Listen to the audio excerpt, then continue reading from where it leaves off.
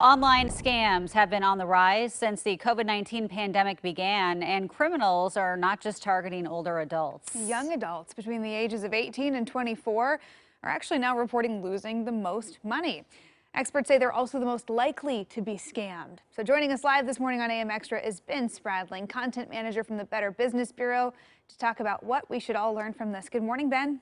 Good morning. Thanks for having me. Yeah, I was surprised by these findings. What did the latest scam tracker find here with a lot of younger adults being scammed? That's exactly right. You touched on it. That's a direct result in kind of some of the way that shopping habits have changed really before 2020, but definitely in 2020 we saw some of those. So a lot of purchases are they're being made through social media platforms, through apps. And that younger demographic, 18 to 25, they are naturally drawn to those vehicles to make some of their purchasing decisions. So we really saw those choices reflected in our recent report this year. Okay, so what is the most common scam type? So this year in 2020, especially, it was online scams. So that's different from years past. It usually ranked in the top three, but it wasn't necessarily number one. We saw that skyrocket this year. Of course, storefronts weren't really an option for a lot of consumers. And so they went online more than ever, whether that's Amazon, some other popular sites like Target, to make a lot of some of their purchases, whether those are household goods or maybe some of the more extra purchases that they would make, whether those are gifts or otherwise. But online purchases were the area that were more susceptible to consumers losing money to scams this year. Now, if you do get scammed, I know I've had this happen to friends and family. Sometimes people don't want to say anything because they're a little embarrassed. But what should you do if you do find yourself a victim?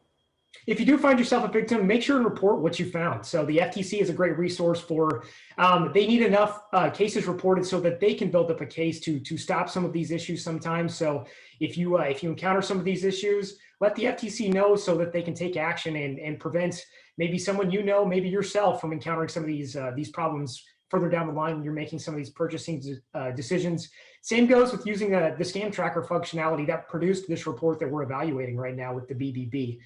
If you go there, let us know what the issue is. We can also work in collaboration with some government agencies to really stop some of these troubles from really growing into bigger issues that can impact more people. Yeah, what are some tips when it comes to, smart shopping online? I know that there are things people can do, like look for the lock sign at the top where it has the address. What are some things people can do while they're trying to make their purchases? So that's exactly right. It's all about kind of the shopping fundamentals when it comes to purchasing things online. So if you do check that URL, number one, check the spelling. Make sure that the actual address that you're going to is truly the address that you want to go to. So scammers, they do just some very simple misspellings. They know that consumers aren't maybe as diligent as they could be on checking some of that stuff. So they'll take them to a site that looks like the real thing. And when you do go to a URL, make sure that it does have that lock symbol there so that you do know it's a secure area to put some of your financial information so that you don't have things like your identity stolen or maybe loss of some financials that can really have some long-term repercussions. The big thing, though, is to just don't believe everything you see, especially when we were talking about those social media apps. A lot of the advertisements there, they look like there's some really trendy purchases at some really great prices. And it's important to research the website behind them, the company that is reporting to be behind some of those offerings. They're not always what they seem to be. And one of the things that we really tried to stress to consumers, especially this year, don't be pressured into making a purchasing decision. A lot of these scammers, they want you to act immediately because the quicker you act, the less time you have to research and understand what it is that you're putting some of your information toward.